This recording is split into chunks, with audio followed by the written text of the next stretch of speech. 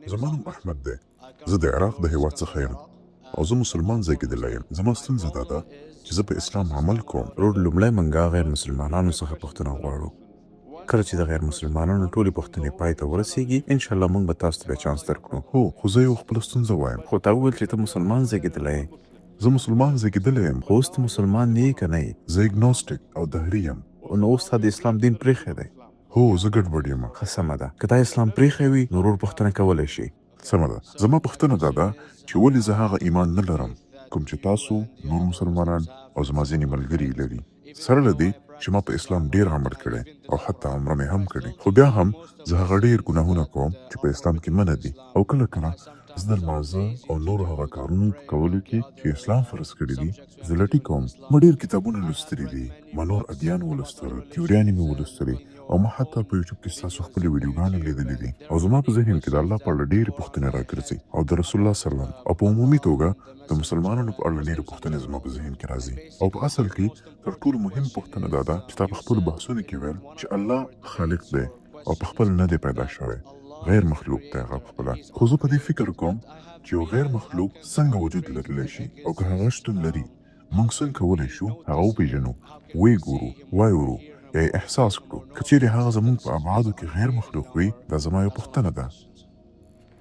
احمد ورور ویل چې دی مسلمان زېږېدلی دی، دا عراقي دی، قرآن او کتابونه یې لوستلي دي، خو هغه ډېر ګناهونه کوي، کله کله شکمن وي او په لمانځه کې لټي کوي.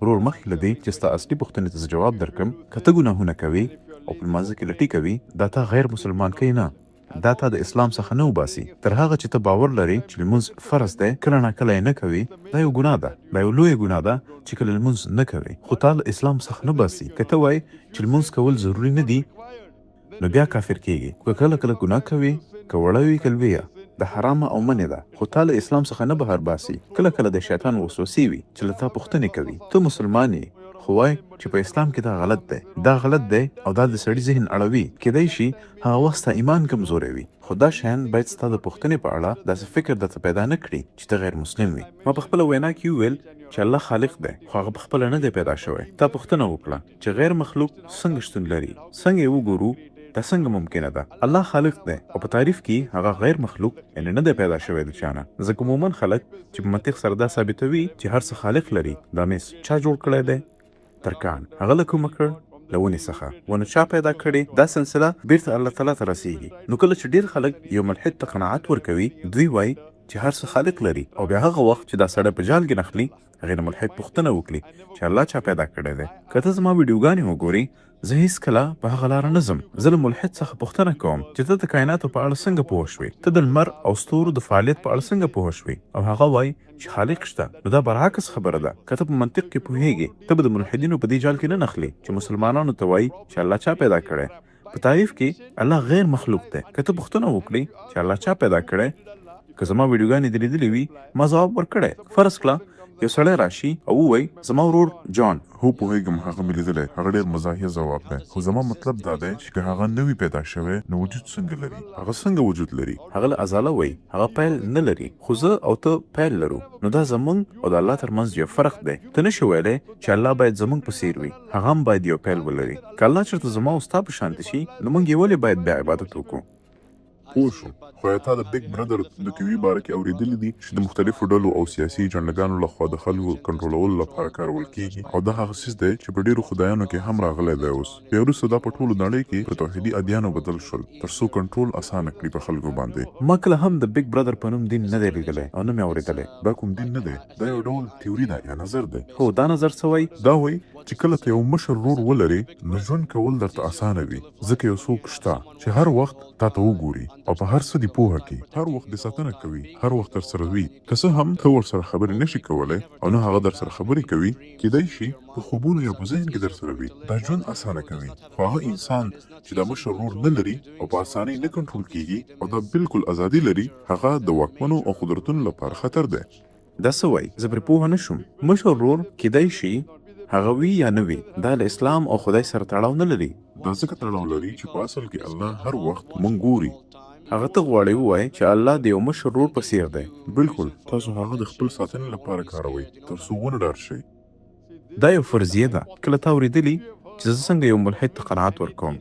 که تا زما ځواب اورېدلی وي تا وویل ته شکمن یې یا ملحد یې. هو لومړی کار چې زه یې کوم هغه ته مبارکي ووایم.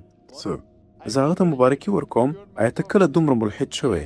هو ستاسو مبارکي، خو ما له ملحدینو سره ستاسو بحثونه نه دي لیدلي، یوازې د ځینو پوښتنو ځوابونه مې لیدلي. سمه ده، ته د ملحدانو سره زما بحث نه دی لیدلی. نه، خو ما له ډیوډ ویلیام کیمبل سره ستاسو بحث لیدلی. اوس کله چې یو ملحد ماته وایي چې په خدای باور نه لري لکه ستا د بیګ برادر تیوري او که ته په دې تیوري باور لري، زه به لومړی له تا پوښتنه وکړم لکه څنګه چې ملحد ته مبارکي ورکوم.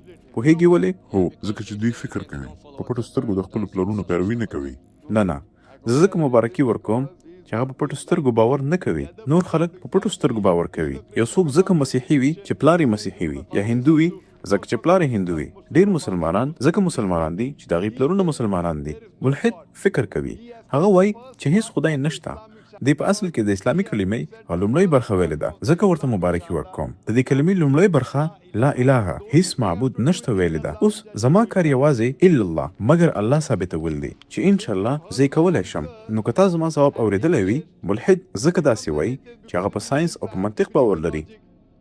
زه له هغې یو پوښتنه کوم، که یو ماشین ستا مخې ته کېښودل شي چې په نړۍ کې چا نه وي لیدلی، او دا پوښتنه درنه وشي چې لومړی سړی به څوک وي چې د دې ماشین د جوړښت په اړه درته ووایي، ځواب یې څه دی؟ طبعا هغه به وایي یا د هغه جوړونکی یا جوړونکی. نو کله چې موږ له هغه پوښتنه کوو چې دا کائنات څنګه وجود ته راغلل، هغه به د بیګ بینګ د لوی چاودنې خبره وکړي. دا هغه څه دي چې 1400 کاله وړاندې په قرآن کې ذکر شوي دي په 21 سورت سورة الانبیاء 30 آیات کې،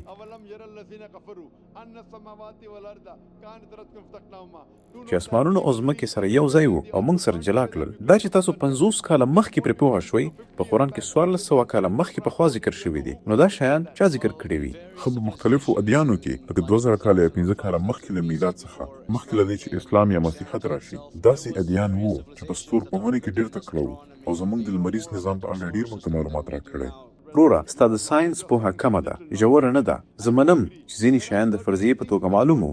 مثلا موږ ته په 1578 کې ثابته شوه چې ځمکه ګرده ده. زه پوهېږم چې په 6مه پیړۍ کې فیثاغورس باور درلوده چې ځمکه ګرده ده، خو هماغه فیثاغورس بیا دا باور هم درلوده چې ځمکه د کائناتو مرکز دی، چې دا غلطه ده. ته ماته یو داسې تمدن وښیه چې 100% په هغه څه باور ولري چې قرآن ذکر کړي. زه ته چیلنج درکوم، ستا مطلب دا دی چې یو سړی وو چې ویلي د دې دین د 100 خبرو د 21 خبرې سمې دي، د بل دین له 100 خبرونه دا 15 خبرې سمې دي. دا انتخاب بل څوک نشي کولی بغیر له خالق څخه. که سلګونو ادیان هم تیر شوي وي، داسې یو دین نشته دی چې په تیرو وختونو کې درته معلومات وي چې هغه 100% په ساينس پوهېده، کوم چې موږ یې نن پیژنو. نو ستا منطق او تیوري چېرته ده؟ زه پوهېږم چې ځینې فرضیې وروسته ثابتې شوي، خو هیڅ داسې تمدن نشته دی چې هغه په هر څه پوه شي چې قرآن کې دي. نو ځواب بیرته اصلي پوښتنې ته ځي چې چا دا هر څه په قرآن کې راټول کړي دي.